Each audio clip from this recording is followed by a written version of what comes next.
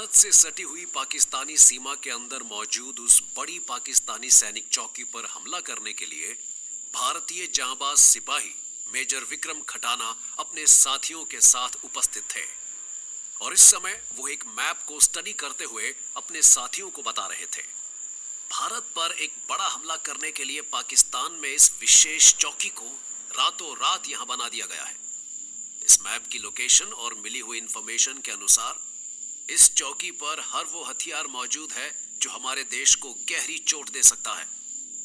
एक सिपाही बोला, अभी आपने बताया मेजर कि पाकिस्तान की ये चौकी रातों रात यहां बनी है, फिर इतनी जल्दी हम तक इसकी इतनी पुख्ता इंफॉर्मेशन कैसे पहुंची?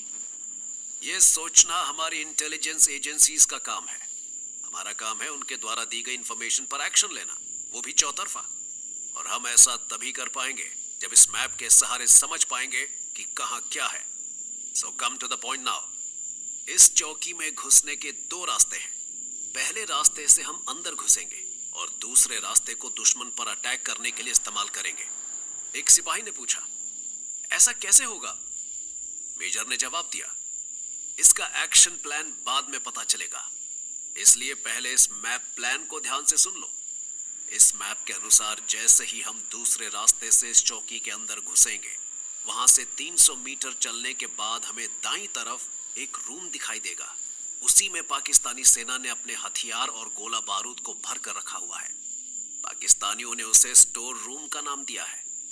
हमारा टारगेट वही स्टोर रूम होगा, लेकिन हम चारों के लिए उस टारगेट तक पहुंचना इतना आसान नहीं है, क्योंकि उस स्टोर रूम को बचाने के लिए पाकिस्तानी सिपाही अपना पूरा दमखम लगा देंगे और जिनकी संख्या यहां सैकड़ों में हो सकती है।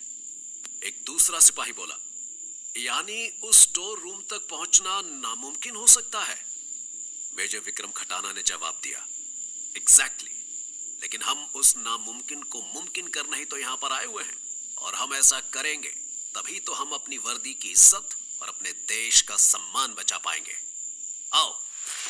जल्द ही मेजर विक्रम खटाना अपने तीनों साथियों को लेकर दोनों तरफ से पहाड़ियों से घिरे रास्ते पर आ पहुंचे और बोले, सभी अपनी अपनी मिनी ड्रिल मशीन को निकालकर इस रास्ते पर छोटे छोटे गड्ढे करने में जुट जाओ। कोई हमें देख लेगा, इसकी चिंता मत करना। इस समय सामने की तरफ से हमारे साथियों ने जो हमला किया हुआ है, यहां मौजूद पाकिस्तानी सिपाही उसका जवाब देने में जुटे हुए हैं। हमें यहां अपना काम करने में कोई अड़चन नहीं आनी चाहिए। चलो काम शुरू करो। तीनों साथी अपने अपने हाथों में थमी उन बेआवाज मगर शक्तिशाली मिनी ड्रिल मशीनों से वहां छोटे छोटे गड्ढे करने में जुट गए। और जैसे जैसे वे गड्ढे खोदने का अपना काम पूरा कर रहे थे, वैसे वैसे मेजर विक्रम खटाना उन गड्ढों को बंद करने का अपना काम कर रहे थे। जल्द ही अपना काम खत्म करके मेजर विक्रम खटाना ने अपने हाथ में बंधी अपनी रिस्ट वॉच का एक बटन दबाया और अपने साथियों से कहा, अब से ठीक 3 मिनट बाद यहां हंगामा शुरू हो जाएगा। हमारे पास इतना ही समय है कि हम दूसरे रास्ते पर पहुंचकर अपनी दूसरी रणनीति पर काम करें। आओ। इतना कहकर मेजर विक्रम खटाना ने तेजी से एक तरफ दौड़ लगा दी और उनके तीनों साथियों ने भी यही किया। अगले 2 मिनट में वे सभी दूसरे रास्ते के मुहाने पर खड़े थे और विक्रम खटाना उनसे कह रहे थे, वो सामने 50 मीटर दूर पार्किंग में जो पाकिस्तानी आर्मी ट्रक खड़ा हुआ है, हमें उस तक पहुंचना है। पाकिस्तानी सिपाहियों की नजर पार्किंग पर होगी, इसलिए वहां तक पहुंचना इतना आसान नहीं होगा। लेकिन जो काम हम पीछे करके आए हैं, वो काम इस काम को आसान बनाएगा और ऐसा होने में थोड़ा वक्त बाकी है। थोड़े से समय में वहां बहुत कुछ होने जा रहा था, लेकिन पाकिस्तानी सेना को इसकी जरा भी खबर नहीं थी। वो तो पूरी मुस्तैदी से सामने की तरफ से होते हिंदुस्तानी सेना के हमले का जवाब देने में जुटी हुई थी और उनका कमांडर अशरफ बिलाल चीख चीख कर उनके जोश को बढ़ा रहा था। शाबाश!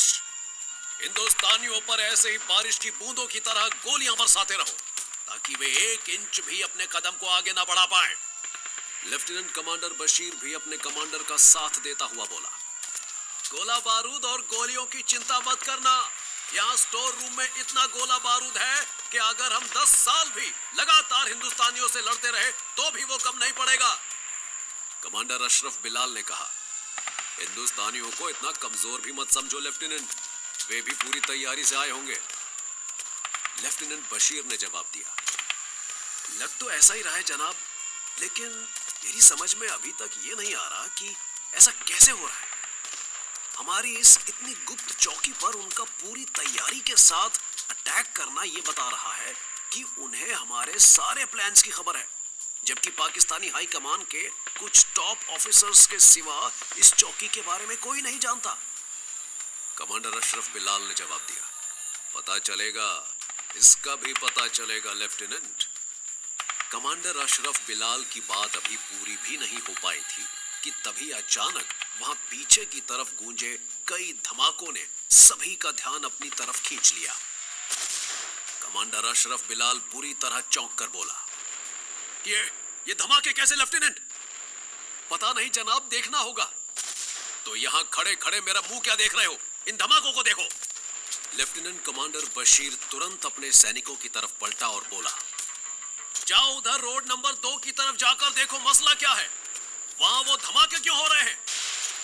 एक साथ कई पाकिस्तानी सैनिक रोड नंबर 2 की तरफ होने वाले धमाकों का कारण जानने दौड़ पड़े, लेकिन उन्हें कुछ मालूम पड़ पाता उससे पहले ही मेजर विक्रम खटाना और उनके साथियों द्वारा बिछाई गई लैंडमाइंस ने उनके चिथड़े उड़ा दिए।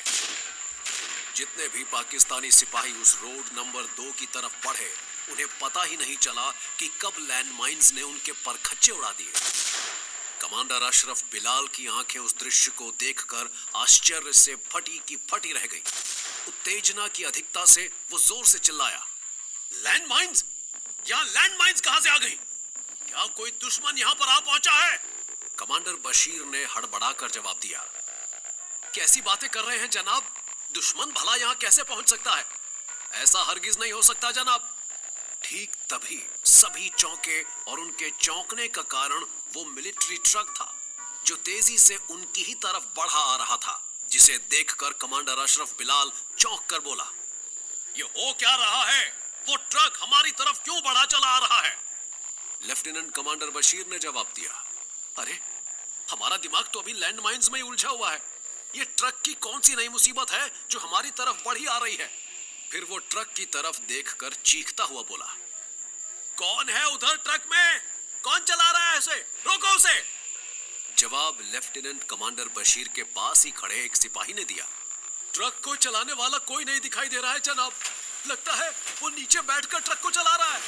लेफ्टिनेंट बशीर बोला, रोको इसे, गोलियों की बौछार करके रोको इसे। अपने लेफ्टिनेंट कमांडर के आदेश पर तुरंत सभी सिपाहियों ने गोलियों की बौछार कर दी। गोलियों ने ट्रक की बॉडी, शीशे के साथ साथ ट्रक के टायरों को भी अपना निशाना बनाया था। इसीलिए टायरों के फटने के साथ ही ट्रक लड़खड़ा कर रुक गया। ट्रक के रुकते ही सैकड़ों सिपाहियों ने ट्रक को घेर लिया। ट्रक के दरवाजे को जब खोला गया तो सभी हैरान रह गए, क्योंकि ट्रक में कोई नहीं था। ट्रक में जब कोई था ही नहीं तो ये ट्रक कैसे चलता हुआ यहां तक आ पहुंचा? लेफ्टिनेंट बशीर ने अपने आप से ही सवाल किया। एक सैनिक बोला, जनाब कहीं किसी की रूह इस ट्रक में तो नहीं आ गई है जो इसे चलाकर यहां तक ले आई?